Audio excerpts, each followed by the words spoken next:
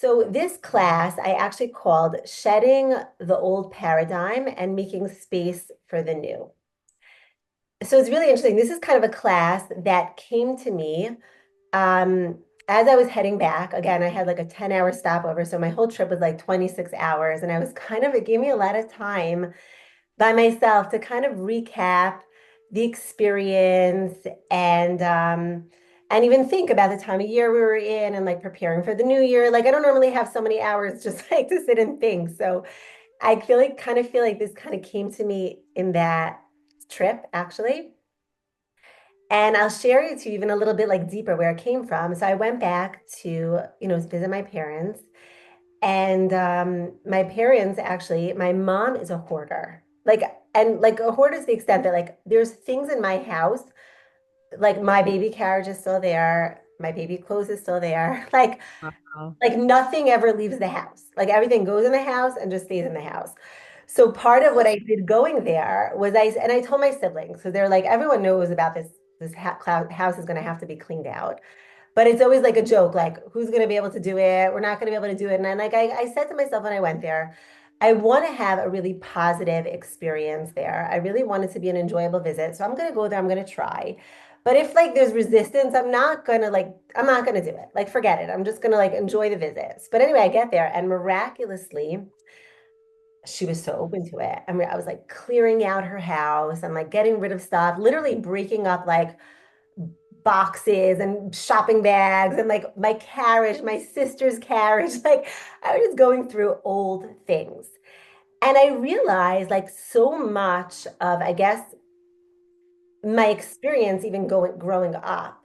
And I see what like my mother goes through is a lot of like there's no room for new. Like I can't expect like of course she's not going to be able to change or like of course and I've totally accepted her and thank God it was the most loving and compassionate trip.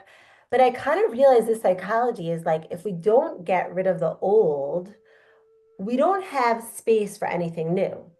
So that's obviously like physically, right? Like I think I gave this example I was thinking about a while back. Like let's say you have an old living room couch and you decide, I want to get a new living room couch. So you buy a new living room couch, but you're so attached to the old living room couch. You're like, oh, it's so nice. There's so many memories.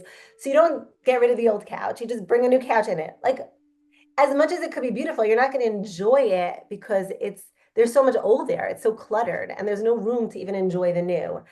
And I think that's so much about our life and so much about growth as like we speak about this a lot. Like we live in an information age where you can go on Google right now and you want to learn a class on the high holidays. There's a million classes you can learn, right? Like there's a whole playlist on YouTube like how many thousands and thousands, maybe even a million of classes that you could actually learn. But I realize that a lot of times we're always learning new, accumulating new information, but we're not actually clearing out a lot of old beliefs, a lot of old perspectives, and a lot of old paradigms. And so we're like, why am I not integrating the new? Like, why am I not actually like ingesting this new information? And a lot of it's because we never really cleared out old beliefs that we have about God and about even this time of year and who God is and who we are. And we're so stuck in those old beliefs because we never actually challenged them. We never brought them up. So I felt like this class to me is like, it's a very important idea because I think there's so much healing is newness. It's like we become a new person when we heal. But if we don't shed the old, we don't make space for the new. And so I think especially coming on to this time of year where, there's a lot of time there's spent in synagogue or thinking about, like the high holidays and what does it mean for us and God and who is God and about repentance and a lot of our a lot of our like things that we learn we're held back from actually integrating because we have a lot of old paradigms about who God is and about our relationship with God. And that actually hold us back from accessing God, who's just unconditional love. And as we say this time of year, there's the 13 attributes of mercy are showering down upon us and channeling down in a way like no other time of year. But the thing is that most of us, as I've seen personally in my life, and things that I just noticed from speaking to people is that we have a very fear-based perspective about God. And a lot of it is based on our childhood, ways that we're taught in school, beliefs and perspectives and paradigms that have just held truth for us. Like, for example, and I think we've spoken about it, but I want to mention it again, like things that we absorb from our childhood. For example, God is a loving father, right?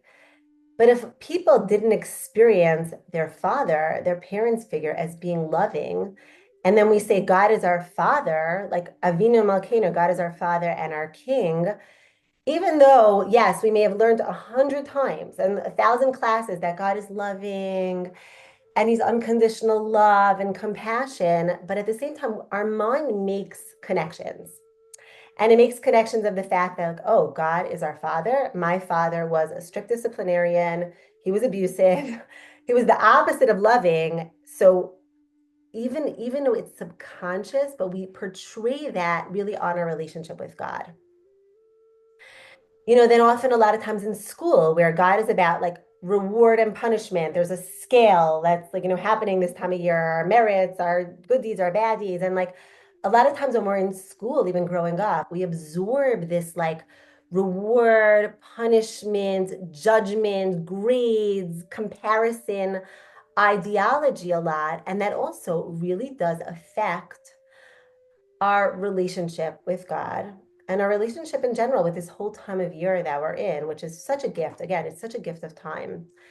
So I really want to, again, like break this down. It may not be the most inspiring class, maybe because it's so fun to learn about all these like elements of God that are just loving and like never to challenge it. But I guess I kind of love challenging the paradigms because I really do believe that we learn and we grow from actually going a little bit deeper and not just learning here, but like learning here and embodying what we're learning.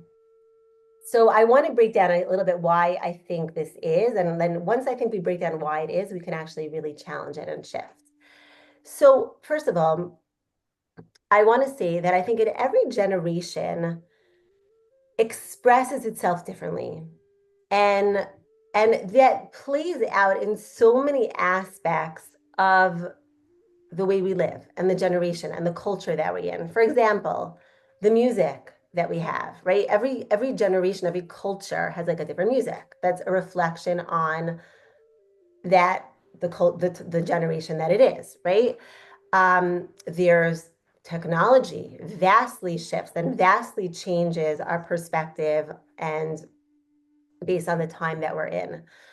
Now, even wars, speaking of wars, right? We're living here in Israel, that very much politics, wars that are waged very much affect the paradigm and the perspective of that time period that we're in, of the generation that we're in.